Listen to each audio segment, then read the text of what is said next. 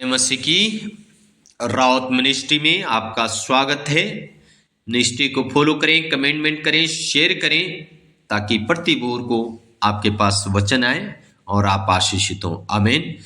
आज का टॉपिक है मेरे प्रिय भाई और बहनों, पौलुस की निर्बलता में ही परमेश्वर पौलुस को बलवंत बनाता है। आमीन।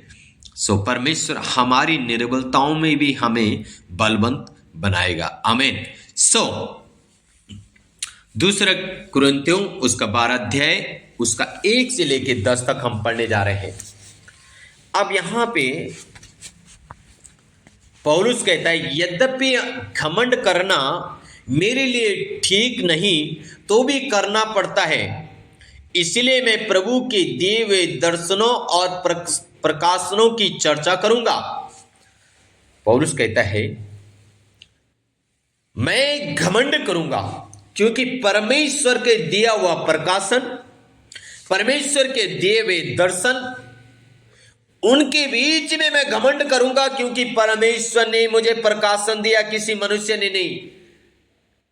परमेश्वर ने ही मुझे दर्शन दिया, किसी मनुष्य ने नहीं। हालेलुया। और उनकी मैं चर्चा करूंगा, इसलिए मैं घमंड करूंगा। प्रिय भाई और बहनों, क्यों कह रहा पौलुस का परमेश्वर के साथ एक घनिष्ठ रिश्ता है। अगर आपको दर्शन चाहिए, प्रकाशमान चाहिए, आप परमेश्वर के साथ रिश्ता बनाएं। मैं आपको बताता हूं प्रिय भाई और बहनों, पौलुस का परमेश्वर के साथ एक बहुत अच्छा रिश्ता है। रिश्ता होने के बावजूद जब हम यहां पे देखते हैं, पौलुस अपने दुख में परमेश्वर से प्रार्थना कर रहा है। हालेलुया। पौलुस प्रार्थना कर रहा है और पौलुस की यह प्रार्थना है। और क्या प्रार्थना है प्रिय भाई और बहनों? 7 पद हम पढ़ेंगे। इसलिए कि मैं प्रकाशनों की बहुतायत से फूल ना जाऊं, मेरे शरीर में एक कांटा छुपाया गया, अर्थात शैतान का एक दूत कि मुझे घूंसे मारे ताकि मैं फूल ना जाऊं। इसके विषय में मैंने प्रभु से 3 बार विनती की कि मुझसे ये दूर हो जाए। अब आप सोचो, पौलुस के जीवन में जो दर्द है, उस दर्द के लिए पौलुस 3 बार परमेश्वर से प्रार्थना किया। हालेलुया। आमीन। सुप्रिय भाई और बहनों, हम भी बहुत प्रार्थना करते हैं। पौलुस का अपना दर्द के लिए, स्वयं व्यक्तिगत के लिए परमेश्वर से प्रार्थना किया। अब प्रार्थना क्या है सुने। प्रार्थना किया 3 बार।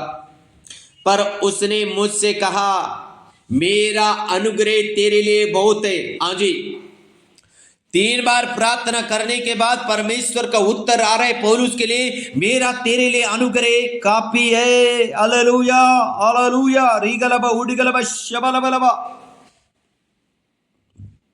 क्योंकि मेरी सामर्थ निर्बलता में सिद्ध होती है, इसलिए मैं बड़े आनंद से अपनी निर्बलताओं पर घमंड करूंगा कि मसीह की सामर्थ मुझ पर छाया करती रहे।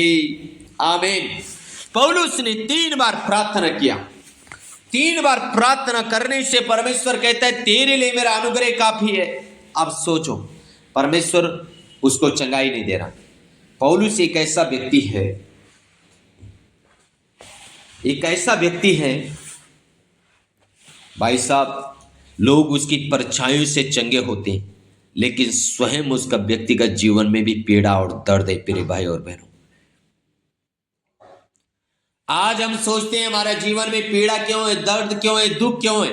अरे दर्द है, दुख है तो कोई बात नहीं, उस दर्द के ऊपर आपको सामर्थ्य मिली है, उस दर्द के ऊपर परमेश्वर का अनुग्रह आपके ऊपर आ रहे हैं, तो आप क्यों चिंता में हो, क्यों छटपटा रहे हो?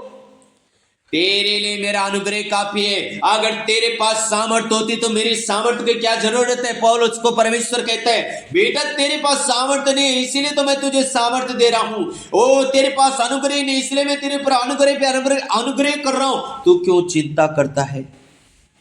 आमीन, हालेलुया। तेरे भाई और बहनों,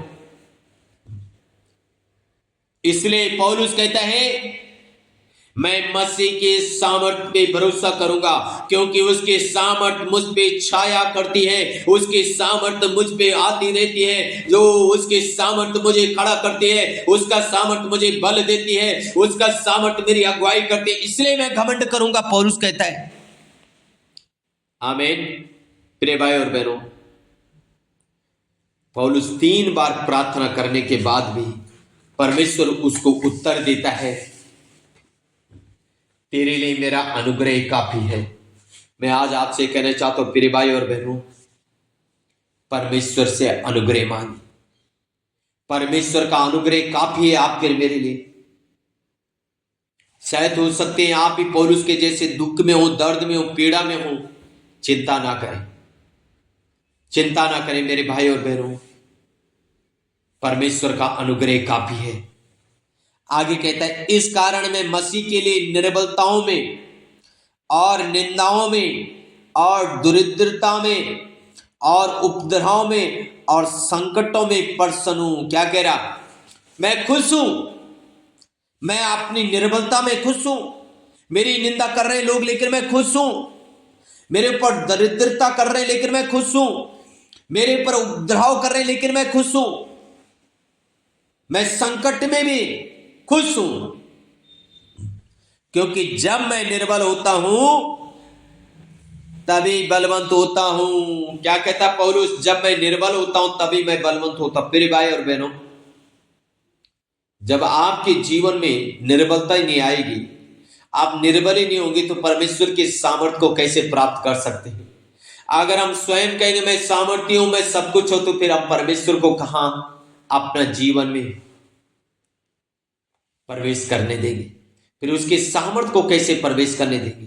उदाहरण के लिए मेरे भाई और बहनों, अगर आपके पास एक खाली बाल्टी है तो आप उसमें पानी भर सकते हैं या गेहूं चावल कुछ भी भर सकते हैं, लेकिन अगर वो भरी है, उसमें सब कुछ है,